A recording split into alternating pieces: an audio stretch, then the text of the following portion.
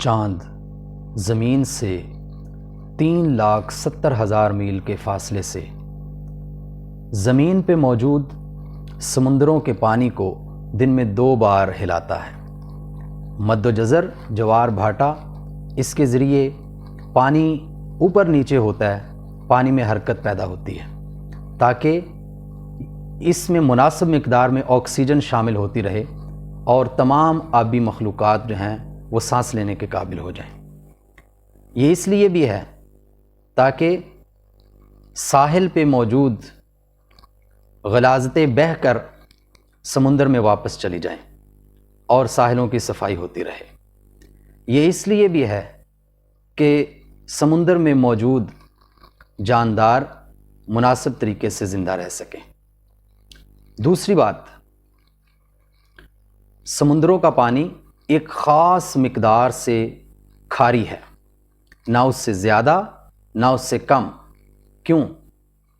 اگر زیادہ کھاری ہوگا تو آبی مخلوقات جو ہیں وہ مر جائیں گی، اگر میٹھا ہو جائے گا تو پھر بھی ان لوگوں کی زندگی ہی وجود میں نہیں آئے گی۔ حضرات گرامی، یہ سارے کا سارا نظام ہے، اور اس کے ساتھ سمندر کے اندر کھارے اور میٹھے پانی کی نہریں ساتھ ساتھ بہہ رہی ہیں۔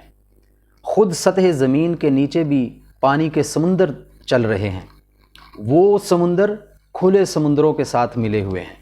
زمین کے نیچے پانی کے سمندر میٹھے ہیں اور کھلے سمندر کھاری ہیں۔ یہ دونوں آپس میں ملے بھی ہوئے ہیں، لیکن ان کے درمیان ایک غیبی پردہ ہے جو ان کو آپس میں ملنے نہیں دیتا، میٹھے پانی کو کھاری نہیں ہونے دیتا، کھاری پانی کو میٹھا نہیں ہونے دیتا۔ کیا یہ سمندر کا اپنا فیصلہ تھا یا چاند کا اپنا فیصلہ تھا؟ کیا یہ خود بخود ہو رہا ہے؟ کیا یہ قانون قدرت بغیر کسی بنانے والے کے بنا ہوا ہے؟ کیا یہ اتنا بڑا نظام بغیر کسی چلانے والے کے چل رہا ہے؟ اگر کوئی ایسی ہی بے عقلی کی بات کرتا ہے تو آپ اس کے بارے میں کیا کہیں گے؟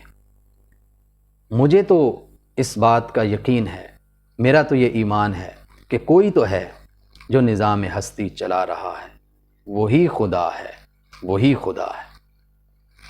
اللہ حافظ۔